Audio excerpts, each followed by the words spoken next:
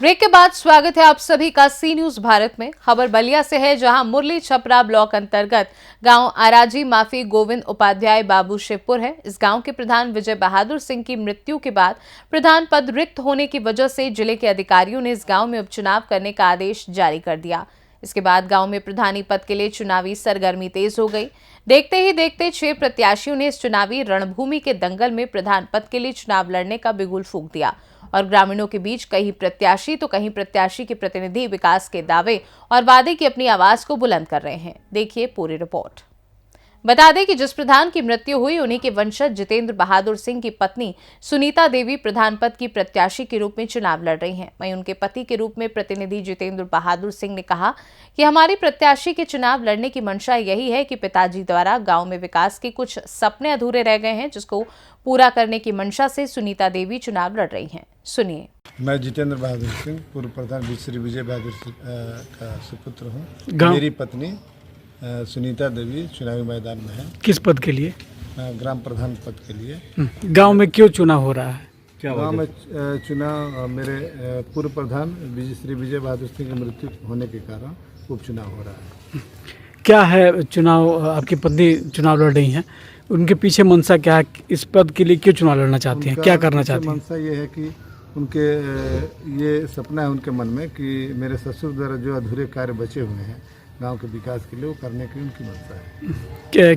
कितने समय तक कार्यकाल रहा आपके यहाँ प्रधानी का? मेरे पिताजी अभी ये लगभग 3.5 पौने 4 साल बीत गया है इस सेशन में। इसके पहले भी जब भी जनरल सीट हुआ है हमारे घर से ही, और मेरे पिताजी भी 2 बार ग्राम प्रधान रह चुके हैं।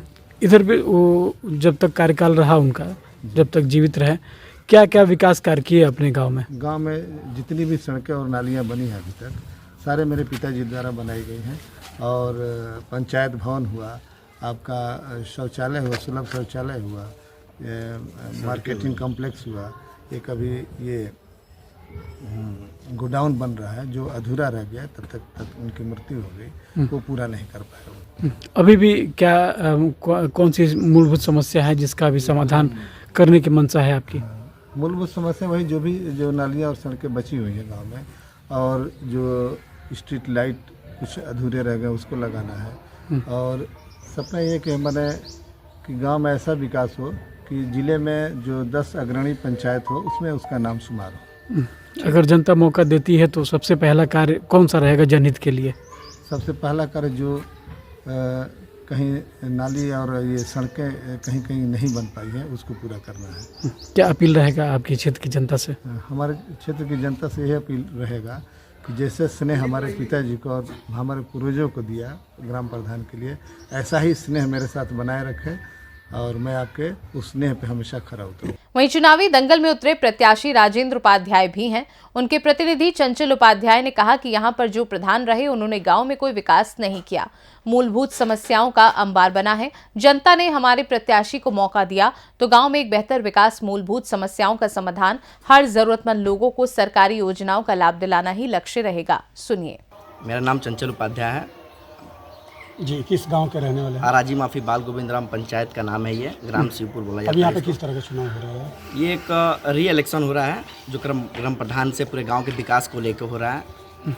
क्यों चुनाव क्यों हो रहा है यहाँ पे? ये एक चुनाव इसलिए हो रहा है कि जो हमारे ग्राम प्रधान पूर्व विजय बहादुर सिंह जी थे और उनके दुखद मृत्यु होने के बाद से ये 3 महीना गैप देने के बाद एक चुनाव हो रहा है, री इलेक्शन। आपके परिवार से कौन? हमारे परिवार से हमारे पिताजी श्री राजेंद्र उपाध्याय जी चुनाव कंटेस्ट कर रहे हैं।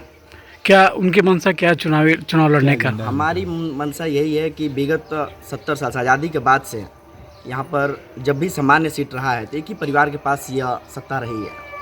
लगभग 45 से 50 साल एक ही परिवार के पास रहा है। विजय बहादुर सिंह के चाचा जी या पिताजी जो भी हो, वो राम प्रवेश सिंह जी 40 साल तक लगभग यहाँ की सत्ता संभाले रहे हैं। उसके बाद ये भी 15 साल संभाले हैं, लेकिन विकास के नाम पे गांव के अंदर कुछ भी नहीं है। ना नाली सही से ढका हुआ है कहीं पर, ना ही लाइटें हैं रात को। स्कूल का शिक्षा का जो स्कूल जो है उसके बाउंड्री वाल का कई बार फंड को अलॉट किया गया, लेकिन ये कार्य कराने में असफल रहते हैं। अब आपकी क्या मंशा है? हमारी मंशा, और यहाँ पर वृद्धा पेंशन भी हम पूरे गांव को सर्वे किए हैं, लेकिन वृद्धा पेंशन 70% लोगों का वृद्धा पेंशन तक नहीं है, जो कि आसानी से लोगों के खाते में 1,000 रुपया महीना आने का और आर्थिक रूप से उनको मजबूत करने का काम करेगा। हमारी मंशा यही है कि अभी जो विगत 4 साल में काम नहीं हो पाया है, वो 4 साल का काम 1 साल बचा हुआ है, उसको कैसे भी गाँव को लोगों को जोड़ के 1 साल के अंदर वृद्धा पेंशन कम से कम जो भी बचा हुआ है इस गाँव में वो सारे 3 महीना के अंदर कंप्लीट किए जाएँ। और जितनी स्ट्रीट लाइट जो रास्ता का प्रॉब्लम है, लाइट का प्रॉब्लम है, वो सारे लाइट को 3 महीना के अंदर कैसे भी हमें उस कार्य को संपूर्ण करना है। और जितने नाली जो है, नाली के चलते क्या ढक्कन उनके ऊपर टूटे हैं, फूटे हैं, ढक्कन नहीं है, उसके चलते काफ़ी वृद्धा एक्सीडेंट होते हैं आए दिन, उनको कम से कम कवर कराया जाए। उसके बाद अगर समय रहा फिर आगे विकास, नाली, रास्ता और कैसे यहाँ के लोगों को डेवलप करना है आगे की तरफ, उनके लिए कई सारी योजनाएं हैं। तो वो सारे के ऊपर बैठ के विस्तृत रूप से चर्चा करके हम एक डीपीआर डिटेल प्रोजेक्ट रिपोर्ट बना के और उस गांव के विकास के लिए काम करेंगे। सबसे मूलभूत समस्या क्या है आपके गांव की? सबसे मूलभूत समस्या है यहाँ के लोगों का कोई कार्य ही नहीं हो पाता है। और एक बड़ी मूलभूत समस्या ये है, यहाँ के लोग जो है लगभग 60-70% लोग जो है ना, उनके नाम से ज़मीन नहीं है और वो किसी ना किसी दबाव में रहकर उन्हें हमेशा वोट लेकर और एक वोट बैंक की राजनीति की जाती है। तो उनकी भी एक सरकार की योजना भी चल रही है, जो कि ज़मीन जिनके नाम से नहीं है, जो 50-60 साल से बसे हुए हैं, उनको ब्लैकमेलिंग करके वोट लिया जाता है। वो जो है उसको भी हम उसको अब कागजी तौर पे उसको लीगल सही उसको करके हम लोग उसको प्रोसेस करके लोगों को, ताकि हम फ्री कर सकें, गाँव से आज़ाद कर सकें, इसके लिए पूरे प्रयास करें। उधर तीसरे प्रत्याशी सुरेंद्र बहादुर उर्फ भोला हैं, जिनके प्रतिनिधि संजीव कुमार सिंह हैं।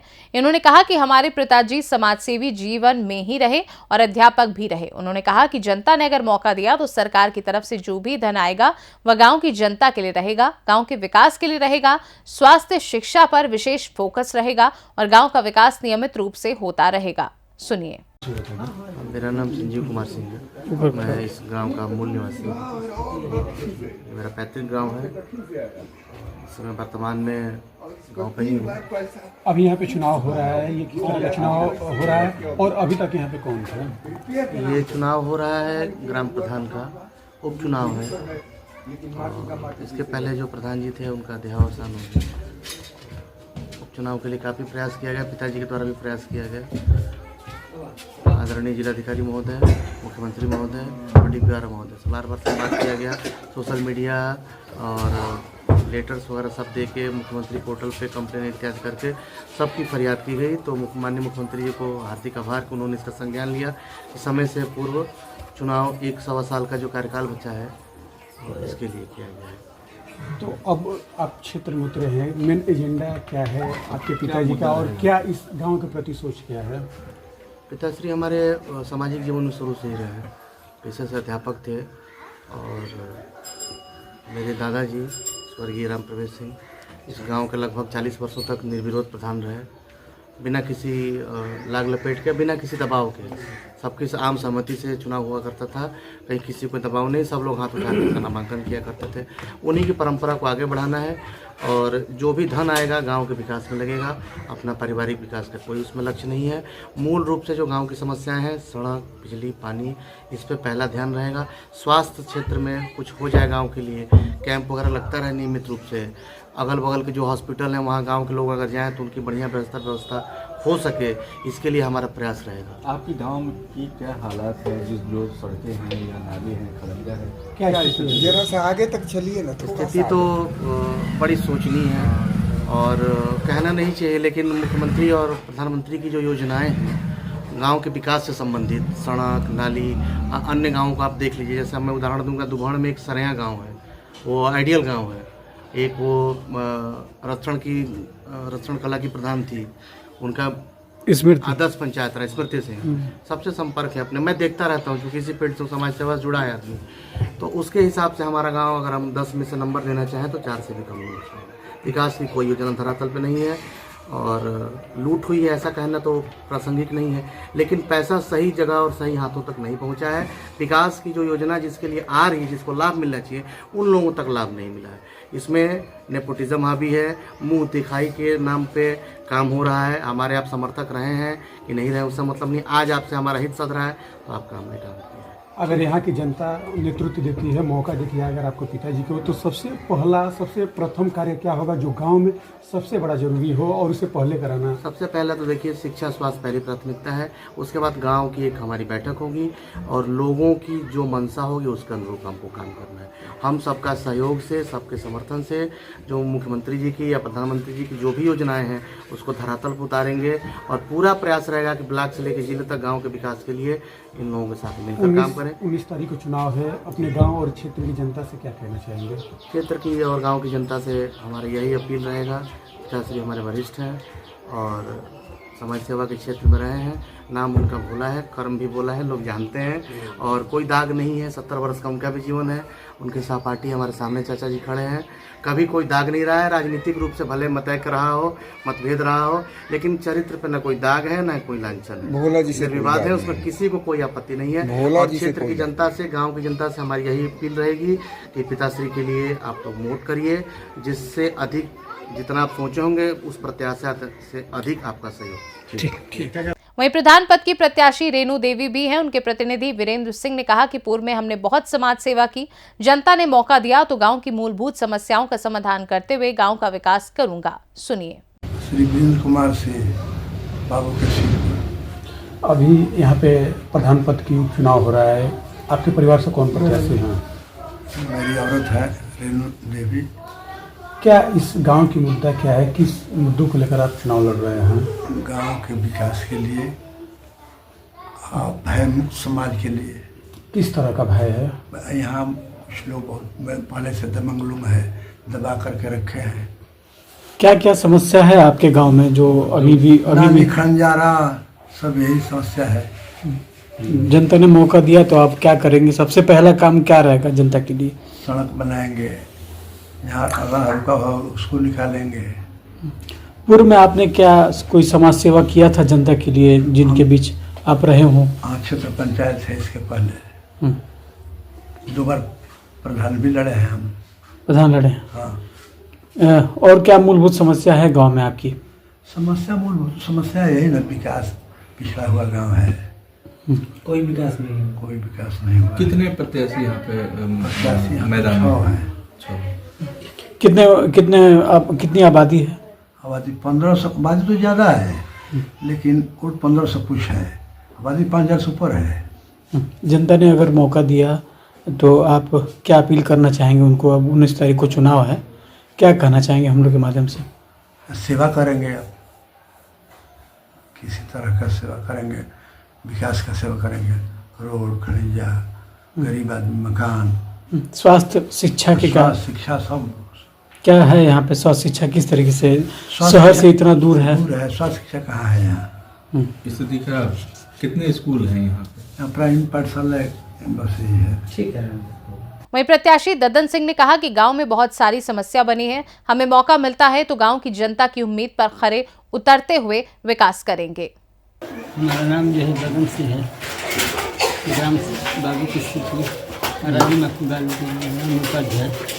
चुनाव लड़ रहे हैं, क्या आपके मुद्दे हैं? किस मुद्दे को लेकर आप जनता के बीच में हैं? जी, हमारा मुद्दा यही है कि चुनाव जो है बदलाव की स्थिति में लाया है।